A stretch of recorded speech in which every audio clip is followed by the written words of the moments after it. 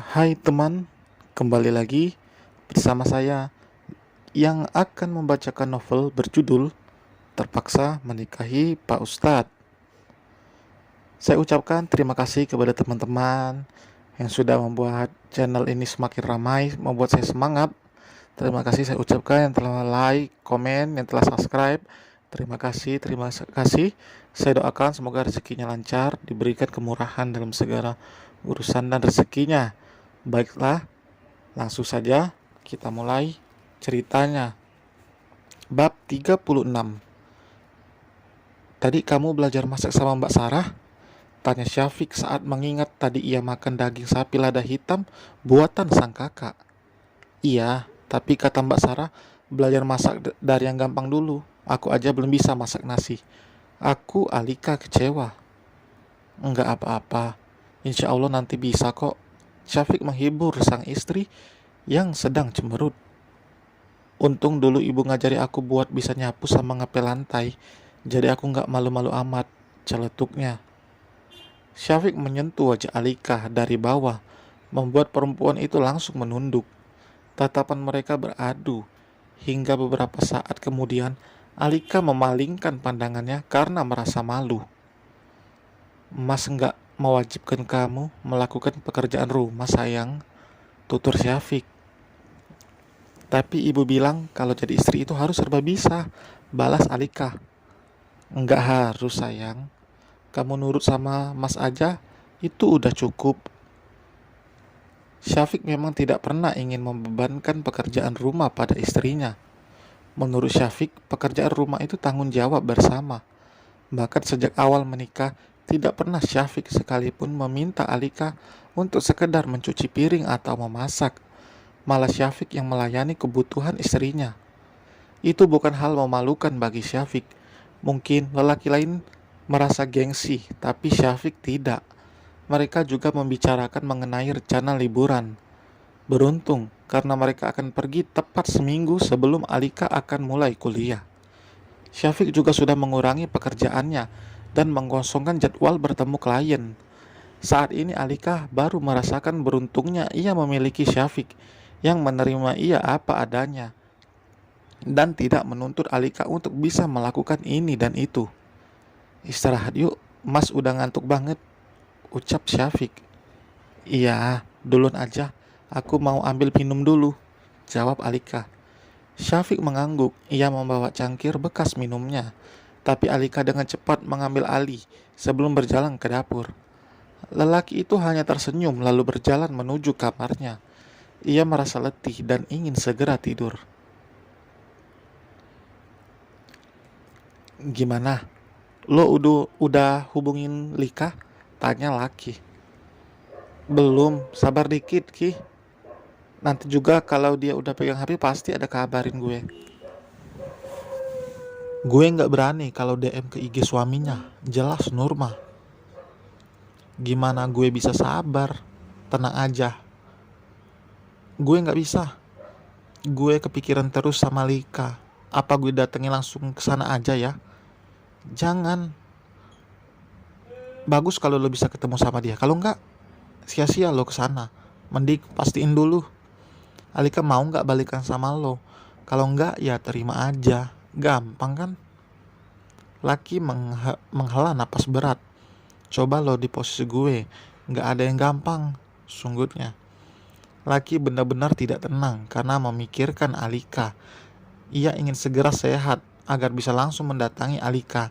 Tidak peduli jika nanti ke sana ia mendapat kekecewaan, yang penting laki sudah memuaskan rasa penasarannya. Ia yakin jika Alika masih mencintainya. Laki berharap Nurma tidak mengatakan semua keburukannya pada Alika. Laki tidak ingin Alika membencinya. Sekarang lelaki itu sudah berubah. Ia juga merasa tidak bersalah jika memisahkan Alika dan Syafiq. Di sini laki menganggap dirinya sebagai korban. Ia akan mencari keadilan untuk dirinya sendiri dan Alika.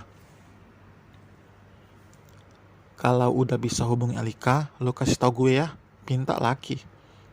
Pasti. Tapi gue nggak bisa bantuin lo kalau Lika udah nggak mau lagi sama lo, balas Nurma.